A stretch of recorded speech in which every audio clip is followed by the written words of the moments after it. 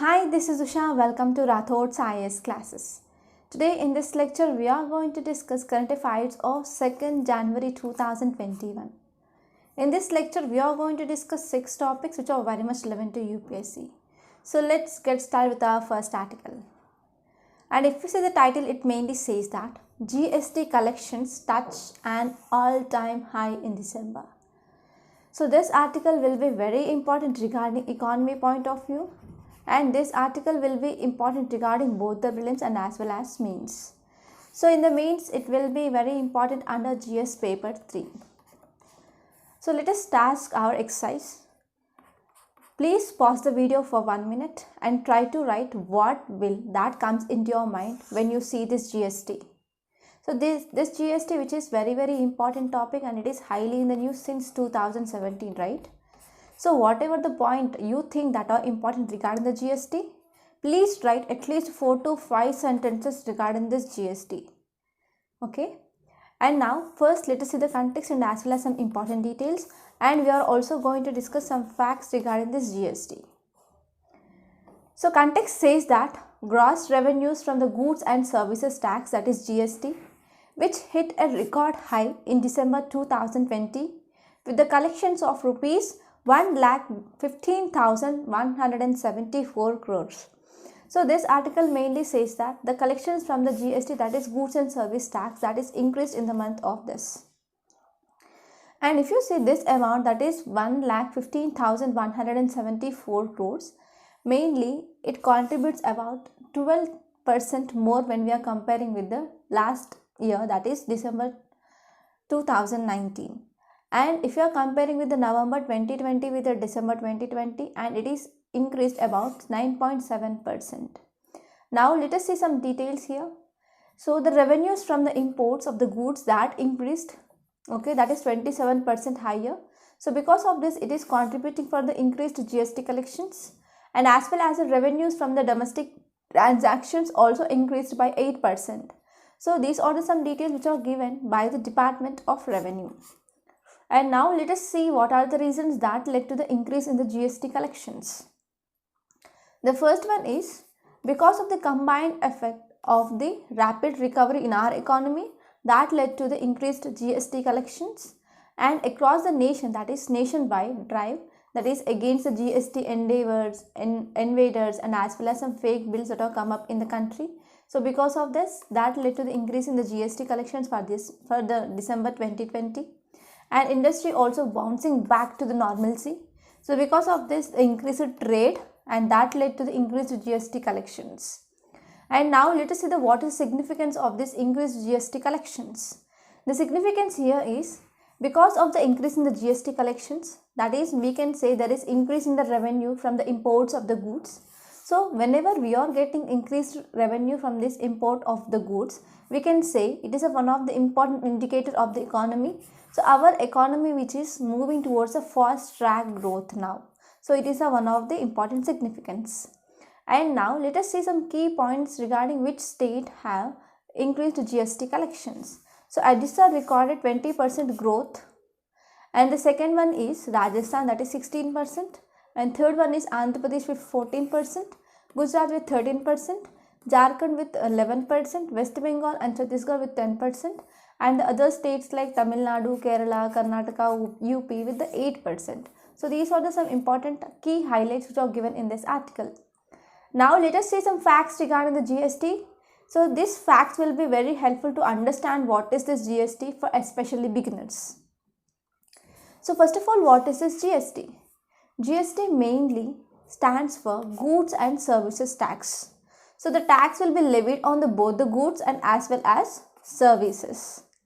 And it is one of the single and also comprehensive tax that will subsume all the other small indirect taxes that are levied by the state. Okay. And it is the one important thing, that is indirect tax. That means it should be paid by the rich and the poor equally. And it is also a destination based tax. And we came up with this one nation one tax in 2017, and it is one of the important and the great tax reform that came up in India. So if you see the structure, we have the dual structure, that is central part and as well as state level. So at the state level, we are subsuming some of the tax like value added tax, VAT, entertainment tax, luxury tax, lottery tax, electricity duty, etc. In the central level, we are subsuming the central excise duty, service tax, additional custom duty, etc. It also have the one component that is integrated GST. So this integrated GST will be levied by the central government, and central government will have the exclusive power to levy this IGST, and it will be mainly levied on all the interstate supplies of goods and services. So these are some important things, and now let us see the benefits. The benefits here is, the first one is it will reduce the tax on tax, and the next one is it will go for the integration of the Indian marketplace. It will go for the creation of the scale efficiency. It will also help to enhance the gross domestic product growth as well. So whenever we are having this GST, it will also decrease the final cost to the consumers that to be paid on this goods. And now let us see the next article. Title says, in 2020, Rajya Sabha saw lowest number of sittings ever. So this article mainly talking about the sittings of Rajya Sabha. So this article will be important regarding polity, which comes under GS paper 2, and this article will be important regarding mains point of view. Now let us see the context and as well as some important details which are highlighted in this article, and as well as some facts regarding this Rajya Sabha. So the context says, government refusing to call for the winter session of the parliament, and Rajya Sabha sat for just 33 days in the year 2020. So this 33 days, it is one of the lowest ever tally of sittings in a year. So the context here is, now government which is mainly refusing to go for the winter session, and also the Rajya Sabha sat for only 33 days in this 2020. So these are some important details why this Rajya Sabha is in news now. So if you see under details, it says that there are only 3 other occasions when the sittings were below 50 days in a year. So they were in the year 1999, 2004 and 2008. You can remember these years because whenever you are writing any answer regarding this Rajya Sabha sittings, you can use this data. And if you see in this year, in the budget session, this budget session may be scheduled to have 31 sittings in the Rajya Sabha, but actually they went for only 23 sessions. In the monsoon sitting, they scheduled for 18 sittings, but only they conducted 10 sessions. So overall 23 sessions in the budget session and 10 sessions from the monsoon. So overall, the sittings of the Rajya Sabha this year went for only 33 days. If you see, the cancellation of this winter session was done 36 years ago in the 1984, and before 1984 just 2 times there was a cancellation of this winter session in the year 1979 and the 1975. Only till now we have the 3 years the cancellation of this winter session in the Rajya Sabha. And if you are talking about the productivity of this Rajya Sabha in this year, Rajya Sabha Secretariat said that though there are limited number of sittings, that is 33 sittings in this year, it do not hurt any productivity of the Rajya Sabha. If you are talking about annual productivity as a whole in the Rajya Sabha, the productivity here is 82.7%. So this 82.7%, it is one of the highest productivity that happened during the 11 years. And in this annual sittings, only 39 bills are passed. Out of this 39, 12 are belonging to the budget session, and remaining 27 they are passed in the monsoon session. So these are some important things which are highlighted in this article, and you can use this data whenever you are writing the answer regarding the Rajya Sabha sittings. And now let us see some facts. So before saying this facts, please open your Lakshmikant and see this Rajya Sabha chapter. So we already discussed in detail regarding this Rajya Sabha in our Polity Lakshmikant series. If you want to watch this lecture, please go to the Lakshmikant playlist and you can watch this Rajya Sabha. So we had a detailed discussion on this Rajya Sabha. After watching this Rajya Sabha video, you do not have any doubt regarding this Rajya Sabha. So let us see some important facts.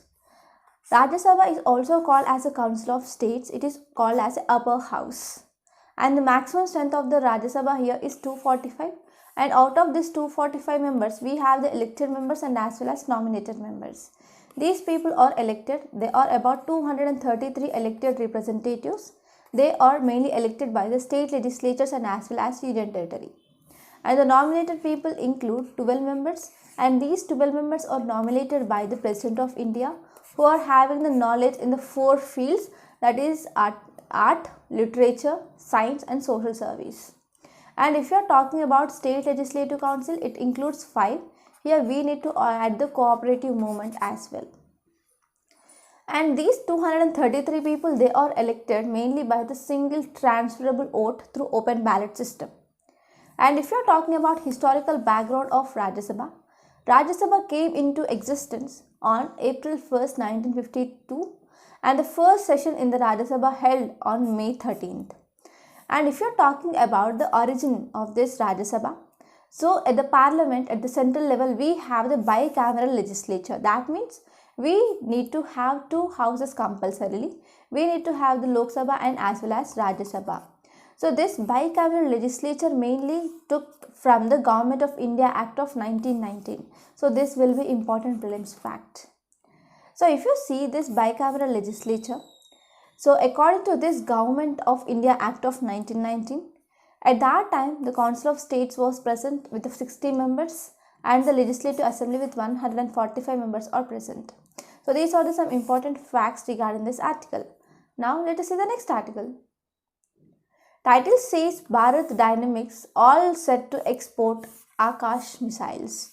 So this article mainly talking about Akash missiles. So this will be very important regarding science and technology, especially from prelims point of view. Now let us see the context and as well as some important details, facts regarding this Akash missiles. So the context says Bharat Dynamics Limited, it is a manufacturer of Akash missiles. So this Bharat Dynamics Limited mainly get to take up the export order with the Union Cabinet clearing the proposal. So if you see recently, our cabinet gave the approval for the exporting of this Akash missiles. So because of this Bharat Dynamics Limited mainly gearing up to export this Akash missiles to the other countries. So if you see some details regarding this Akash missiles, it mainly designed and developed by DRDO. And it went for 96% of indigenous content. So 96% of the preparation of this Akash missile done within India. And this Akash missile already inducted in our army and as well as in our air force. In air force in the year 2014 and army in the year 2015. So if you are talking about this Bharat Dynamics Limited, it also supplying some torpedoes to the foreign countries. So it also promoting the products in the various forums like the national and as well as some international exhibition mainly to export this Akash missile. So these are some important key highlights which are given in this article. Now let us see some facts regarding this Akash missile. So Akash missile, it is a surface to air anti-aircraft missile. So this will be very important. It is surface to air but not air to air. And the strike range here is 25 kilometers. And it has a capability to carry the warhead of 60 kgs. So this will be very important for prelims. And this Akash missile mainly guided by the phased array fire control. The name here is Rajendra. So the tracking rate of this Rajendra here is 60 kilometers. And this Akash missile can also reach an altitude of about 18 kilometers and it can be fired mainly from the tracked and as well as a wheeled platform. So this is one of the important advantage of this Akash missile. And this Akash missile is also capable of striking down enemy fighter jets as well as drones very effectively and as well as very accurately. So these are some important facts regarding this Akash missile. Now let us see the next article. Title says India urges China to help the stranded sailors. So if you are talking about this article mainly saying about the stranded sailors. So if you are talking about the relationship between the India and China, it is a difficult times now. So because of the Indian sailors, they stranded in the ports of China. So India now it is asking the help of the China mainly to give some directions to this stranded sailors. But what is the cause of concern? At LAC, that is Line of Actual Control, we are having the military standoff that is going on since April-May 2020. So because of this, we have the difficult times between the India and the China. But the background, if you see here, these two stranded ships or the stranded cargo ships, they stranded mainly from the June, one ship from the June and another ship from the September. So because of this, whenever India asks the help of the China, it is willing to do some help. So this is some background regarding this article. And now let us see the context and as well as some important details which are highlighted in this article. So the context here is India urged China to provide some urgent assistance to 39 crew members of the standard cargo vessels. So there are 2 cargo vessels, they are stranded in the ports of China. The first one is MV Jag Anand, second one is MV Anastasia. So they stuck for the months near this Jingtang and as well as Coefficient ports. So these are the 2 ports of the China. So in these ports, 2 Indian crew vessels, they are stranded. And if you see some details of the background why India urged China to get some urgent assistance, because recently NHRC, that is National Human Rights Commission, they took the suo motu cognizance of condition of the stranded sailors and they asked the Ministry of External Affairs to inquire the immediate relief for this stranded cargo vessels. So because of this, India mainly urged the China to give some urgent assistance for this crew members. So if you see why this step which is taken here Chinese authorities, why this stranding of the ships happen? So because the Chinese authorities, mainly in the view of this COVID-19 related restrictions, so they impose some local authorities mainly impose some restrictions regarding this COVID-19. So because of these reasons, the vessels, they were not being allowed to change of the crew. So because of this, these ships are stranded from the months. And now let us see some facts regarding this NHRC, that is National Human Rights Commission. So this National Human Rights Commission will be very important regarding prelims point of view and as well as mains. So from last 1 year, this National Human Rights Commission, which is highly in the news. So in the mains, you can expect a question regarding this NHRC in the GS paper too. So the students who are preparing for this AIR mains, they need to focus on this topic as well. So if you are talking about some facts, this National Human Rights Commission, it is not a constitutional body, but it is a statutory body. So as we know, this statutory body mainly established under one important act, right? So this is an independent statutory body which was established on October 12th, 1993, according to the Protection of Human Rights Act of 1993. So after this act, this body which is established, so it is called as a statutory body. And this NHRC mainly amended in the year 2006. So if you see this NHRC, it is an important watchdog of human rights like right to life, dignity, liberty, equality, etc. So those are the rights which are enshrined in the Part 3 of our Indian Constitution, which comes under the fundamental rights. They are guaranteed by the Indian Constitution and they are enforceable by the court of law. So if you are seeing the structure of NHRC, it is a multi-member body. It contains the chairman and the members here. So the chairman and the members, they are appointed by the President of India, mainly on the recommendation of the committee. So let me know who are the members of those committee which is recommending to the President of India. And also it contains three ex officio members are present. And if you see the term of office of these members and as well as chairman of this NHRC, so the term here is 5 years or till the age of 70 years, whichever it is early. So it is your duty to refer about the functions, power, limitations of this NHRC, which is directly given in your Lakshmikant book. So please open your Lakshmikant and see these functions, powers and limitations. So these functions, powers and limitation will be important regarding mains point of view. And now let us see the next article. Title says the second dose. So this article mainly talking about Covishield. This Covishield, it is a vaccine of the Oxford University here.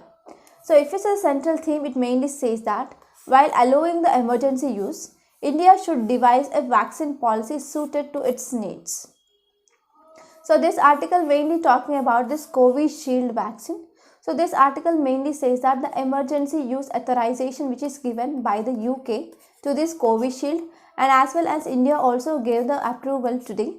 So in the first page there is an article regarding this Covishield because it got the authorization regarding the emergency use. So because of this emergency use authorization which is given by the UK regulator to this vaccine and as well as India, so we need to go for now vaccine policy.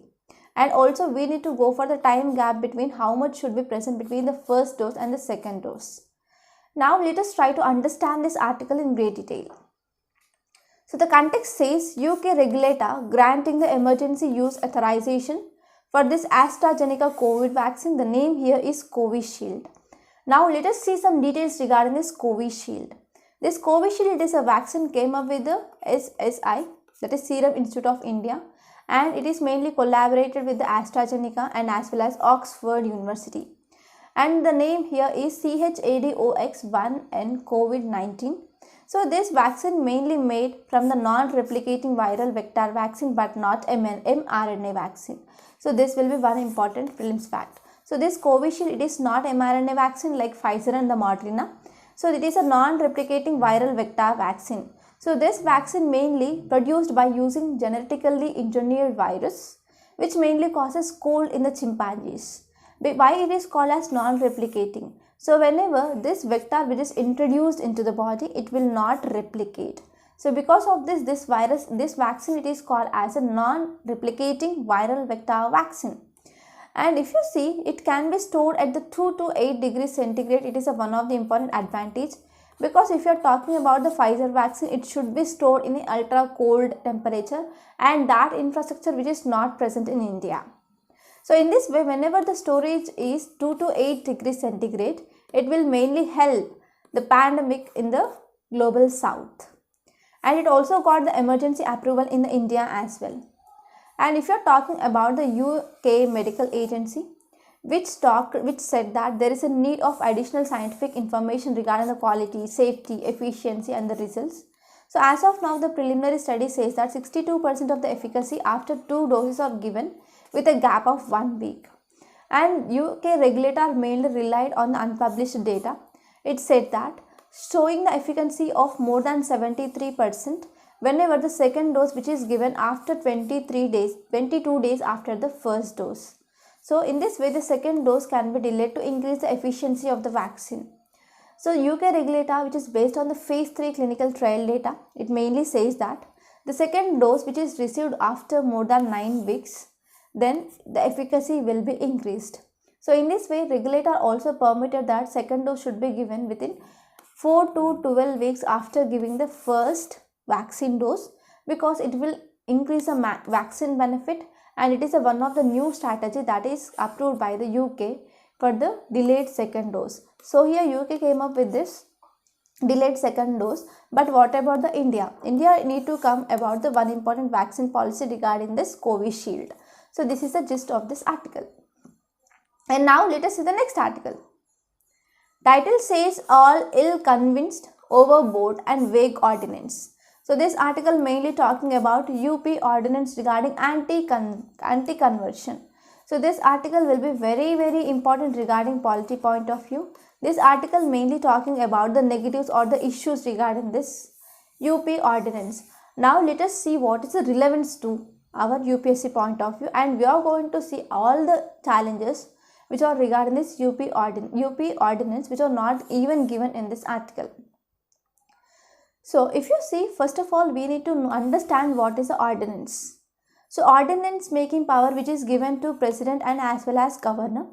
So the president have the ordinance power according to the article 123 of Indian Constitution, and governor has the ordinance making power according to the article 213 of the Indian Constitution.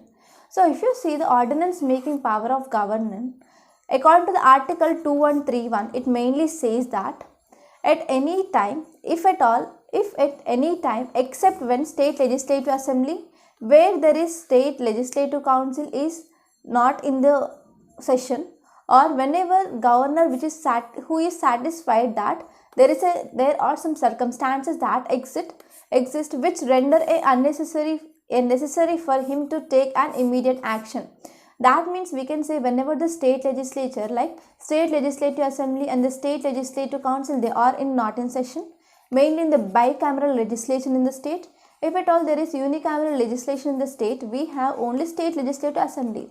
So whenever the state legislative assembly, it is not in the session, so then if there is any circumstances that made it is necessary to go for the coming up of any law, then governor can go for this route of ordinance here. So governor can promulgate the ordinance. So whenever the governor want to promulgate the ordinance, he need to satisfy 3 conditions. The first one is state legislature should not be in the session, and the next one is circumstances they should exist for the promulgatory action, and the next one is circumstances they must warrant there is a need of immediate action. So if you're talking about this immediate action here, so no one established a practice requiring the immediate action regarding the president or the governor, okay, to state them. So governor and the president, they need not state what is the immediate action here. So if you're talking about this immediate action, it is not justiciable, and it is unlikely that any court will devolve into this arena. That means it look into this issue. So any court, they don't want to look, or they need not to search into this arena. So if you're talking about this immediate action, Supreme Court held that existence of circumstances which are leading to the satisfaction of the governor, then they can go for the ordinance here. So if you're talking about UP ordinance mainly regarding the anti-conversion, the name of that ordinance here is UP Prohibition of Unlawful Conversion of Religion Ordinance. So it is mainly talking about unlawful conversion of religion. So it is also called as Anti-Love Jihad Ordinance. So it mainly says that unlawful conversion from one religion to another religion, either by coercion or misinterpretation or by force, mainly for the marriage. So it is mainly talking about Anti-Love Jihad Ordinance. So if you see this ordinance, that will prohibit any religious conversions mainly due to coercion or allurement, force, undue influence, fraud, etc., and make such a marriage that is declared to be void. So whenever there is a conversion happen from one religion to another religion, either by the force or coercion or allurement or undue influence or even by the fraud, so and they are going for the marriage, then that marriage will be declared as a void. And this marriage and this act or this ordinance also make that this act of conversion from one religion to another religion, which also comes under non-bailable criminal offense. And now let us see some issues regarding this UP ordinance. The first and the foremost one is here, it is interfering with the secularism. So if you're talking about our Indian constitution mainly talks about it is one of the cardinal principles, right? So this secularism, it is one of the cardinal principle in our Indian constitution. So what happened in the states, they are interfering in the secularism. So this is the one important issue. And the next one is, it is against the personal liberty. So if you're talking about the Indian constitution, especially in the part 3, we have fundamental rights. And from Article 25 to Article 28 mainly talking about the freedom of religion. So Article 25 and Article 25 to Article 28 mainly talks about right to freedom, which is guaranteeing the freedom to practice any religion of his or her choice. It is mainly talking about freedom to practice any religion they want. So whenever this ordinance which is talking about, there should be no conversion from one religion to another religion. So it is mainly interfering with the choice of their spouse.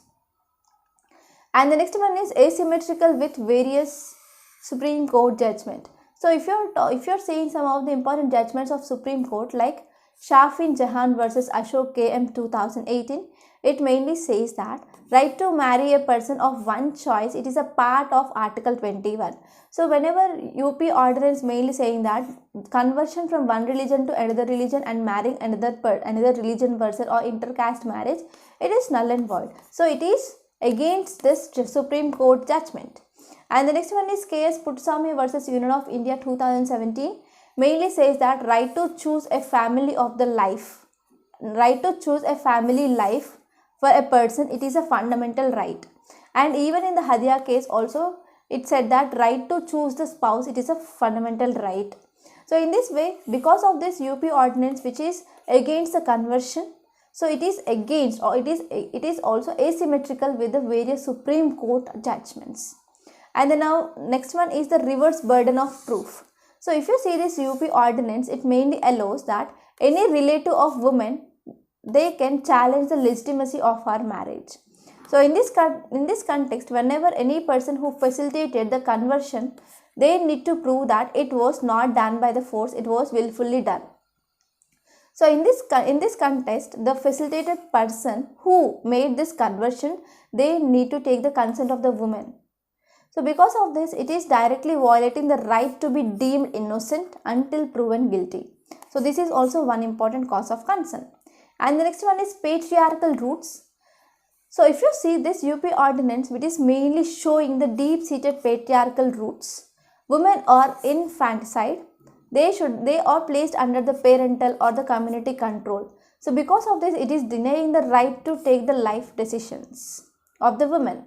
And it is also because of these some of the issues which are discussed now that are leading or that may prone to the abuse, and as well as some consequences like intimidation, bullying, arbitrary arrest and loss of fetus. So because of this UP ordinance mainly marks the right to privacy, which is violating the right to life, liberty and as well as dignity. So this UP ordinance, it is unconstitutional. So this is the gist of this article. I hope it is clear now. Now let us see the main question. In a conservative society with a moral policing, any law to curb interfaith marriages is an assault on the rights of young men and women. Discuss. So we discuss detailedly about this question in the above article. So please write the question, write the answer and try to practice answers from the day one. Okay. So by this we are concluding today. I hope you enjoyed this lecture. So before concluding, I want to say one thing. So we came up with the practice questions of prelims of December 4th week, and the link of that PDF which is given in the description box. Please try to attempt that. So whenever you are practicing the prelims question, then you can understand what is lacking in your preparation and how to start or how to go and how to see the issue in a different dimensions. So in this way, this prelims practice will be very helpful to understand the concept and to understand the standards of UPSC questions. Don't forget this. So by this we are concluding today. I hope you enjoyed this lecture. Thank you so much. Please subscribe to my channel and don't forget to like, share and comment my videos.